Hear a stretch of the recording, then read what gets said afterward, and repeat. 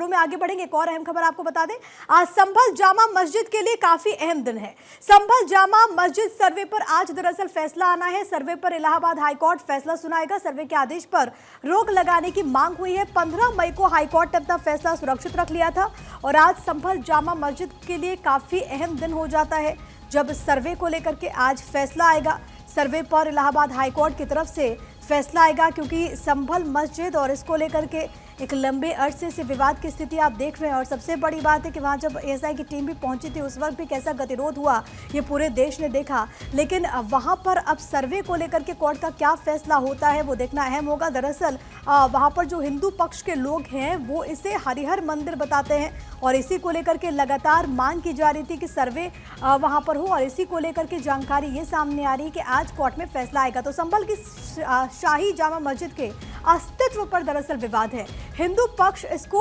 हरिहर मंदिर बताता है। सच पता लगाने के लिए मस्जिद के सर्वे की मांग लगातार हो रही है। मुस्लिम पक्ष दावों को गलत बताता है और सर्वे के खिलाफ कोर्ट का दरवाजा भी खटखटाया गया। आपको याद होगा कि इसी कड़ी में जब टीम वहां पर पहुंची थी तो उस वक्त किस तरीके से स्थितियां बनी, किस तरीके से पत्थरबाजी भी हुई। लेकिन ये जो पूरा मामला है वो शाही जामा मस्जिद के सर्वे से जुड़ा हुआ है।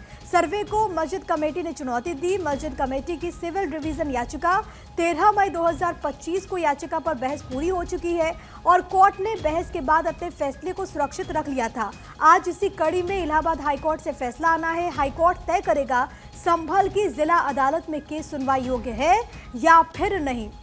इसी के साथ हम जिस बात का जिक्र कर रहे थे कि इसी को लेकर के वहां पर हिंसा भी हुई थी क्योंकि पिछले साल आपको याद होगा वो बवाल की तस्वीर सर्वे के दौरान जब वहां पर टीम पहुंचती है तो किस तरीके से बवाल होता है। वो तारीख थी 24 नवंबर की जब वहां पर टीम पहुंची, सर्वे हुआ था। 5 लोगों की जान चली गई। झड़प में 29 पुलिसकर्मी जख्मी हुए थे। संभल में सुरक्षा बढ़ाई गई। हिंसा के लिए बाकायदा जांच के लिए एसआईटी टीम का गठन भी किया गया। एसआईटी हर एक पहलू से मामले की जांच कर रही है। बाकायदा गिरफ्तारियां भी हुई थी। लेकिन आज का दिन बहुत ज़्यादा अहम हो जाता है और तमाम जानकारी के साथ हमारे सहयोगी फिरोज इस वक्त जुड़े हुए हैं। फिरोज, आज का दिन संभल को लेकर के बहुत अहम है। इलाहाबाद हाईकोर्ट से फैसला आना है।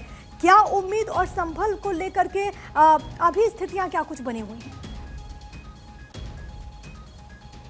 से लगातार ये मामला संभल में चल रहा है। जिस तरीके से 24 नवंबर 2024 को सर्वे के दौरान बवाल होता है, हिंसा होती है और वो हिंसा एक बड़ा रूप लेती है। बहुत मुश्किल पुलिस प्रशासन ने उस पर काबू करती है जिसमें 4 लोग मारे भी गए थे और पुलिसकर्मी भी घायल हुए थे।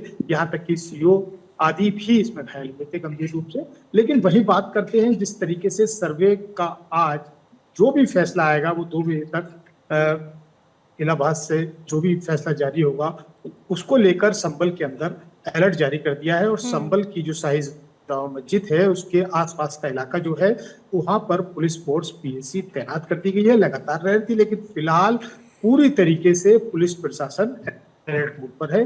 अब इंतजार केवल कोर्ट का है कि वहां से कोर्ट से सर्वे के लिए क्या आदेश आता है। अब देखते हैं लगातार, क्योंकि पुलिस प्रशासन पूरी पैनी निगाह बनाया हुआ है। वहां पर जिस तरीके से सीसीटीवी कैमरे और ड्रोन से भी निगरानी रखी जा रही है, साथ ही वहां पर पीएसी और आरआरएफ के जवान भी तैनात हैं। लेकिन फिरोज जरा ये बताते चलिए क्योंकि इस पूरे मामले में तब पूरा जो घटनाक्रम था वो सुर्खियों में आया जब हमने देखा कि वहाँ पर एएसआई की टीम पहुंची थी सर्वे के लिए और उस वक्त विवाद की स्थिति हुई और उसके बाद हालात क्या हुए पूरे देश ने देखा। लेकिन जरा दर्शकों को ये बताते चलिए कि अगर हम अदालती प्रक्रिया की बात करें तो अभी तक क्या बड़े डेवलपमेंट्स पूरे केस को लेकर के हुए?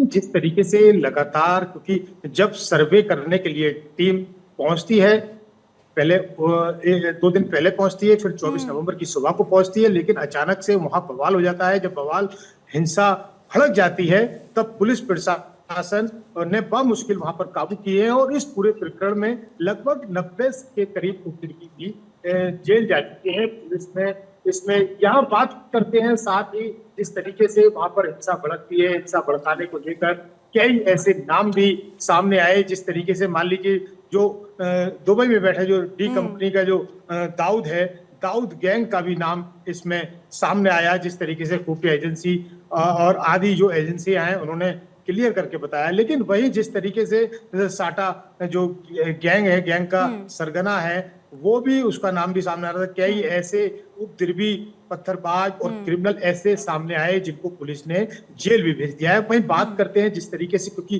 कोर्ट का मामला है, कोर्ट के मामले में कोई भी दखल अंदाजी नहीं करेगा, ये सीधा सीधा निर्देश है, कोर्ट के आदेश को मानना। अब देखते हैं जो भी आदेश आएगा कि इलाहाबाद हाई कोर्ट की तरफ से आज क्या फैसला आता है। बहुत शुक्रिया आपका फिरोज, तमाम बातचीत और जानकारी हम तक पहुंचाने के लिए।